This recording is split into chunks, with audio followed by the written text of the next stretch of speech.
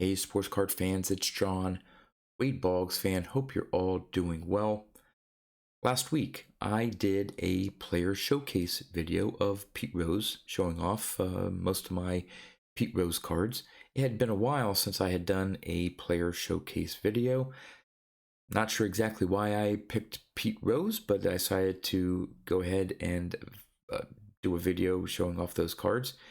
And sure enough, a couple days after I did that video, I came across a listing for a Pete Rose card that I didn't have. It was an auction, and the only reason why I decided to see if I could go after it was because of an auction. For not being in the Hall of Fame, Pete Rose cards certainly command Hall of Fame caliber worthy prices or asking prices. Countless cards that I'd love to have of Pete Rose, I see either buy it now, usually buy it nows or way up there, or the starting auction price. I've mentioned this before for other cards, and Pete Rose is no exception. But this was an auction. I said, okay, let's see what I can do. I knew what the comps were, and I said, okay, if I'm gonna win it, I'll put something. I'm not gonna go super strong. I always hate paying more than comps, you know me. So I put in a decent bid and was fortunate enough to win it and got it right around, when you factor in shipping and all that stuff, right around comps. So very pleased, very happy with the condition of the card given the grade. I think why it was given a certain grade, and I'll show it off. But yeah, so right after doing that showcase video, I now have one more card to add to my Pete Rose collection. Should have known better and done it reversed, and so I could have added that one to my player showcase. But at any rate, it's a one card mail day featuring a Pete Rose card from the 1970s that I recently added to my collection. So I'm going to turn the camera around and let's go take a look. All right, the card in question that I picked up is the 1973 Topps Pete Rose in a PSA 6. When I saw the listing of this card, I noticed the centering right away. Again, that's the first thing I tend to notice for cards that I try to get as well centered cards as possible. The other aspects of the card aren't as important to me. And when I saw the centering on this thing, that is nearly perfect. I mean, it is just great. So I said, okay, I'm gonna try to go for this card.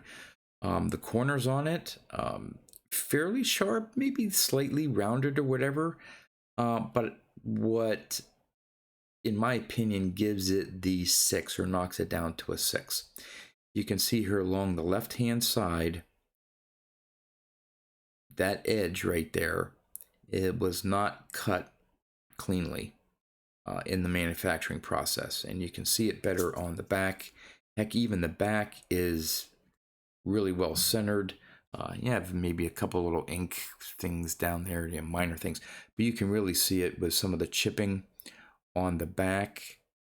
So it just wasn't a straight cut, most likely through the factory there, as opposed to that other side. Even that other side has a little bit there. But honestly, if that's really the only thing, I mean, again, check out again, I'm not super big on corners. We'll see if the camera picks it up here.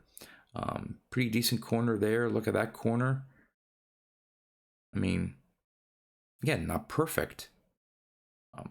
But my guess is the edges are what reduced this down to a 6, and I would take this every day. Again, I also didn't have to overpay to get this card. Wasn't necessarily looking for this particular card. I guess maybe I had Pete Rose on my mind because of doing that player showcase. But nonetheless, while I am focused on collecting Hall of Famers, there are certain players that I'm also collecting that I believe are deserving of the Hall of Fame. Pete Rose is one. Dwight Evans of the Red Sox is another. Thurman Munson. So I've added, a couple of those players to my Hall of Fame list that I'm looking to build a collection on. This doesn't necessarily mean that I'm going after a Pete Rose run, way far off in even saying I'm close, especially in terms of PSA graded copies. But yeah, there you go. My one mail day, one card mail day video here.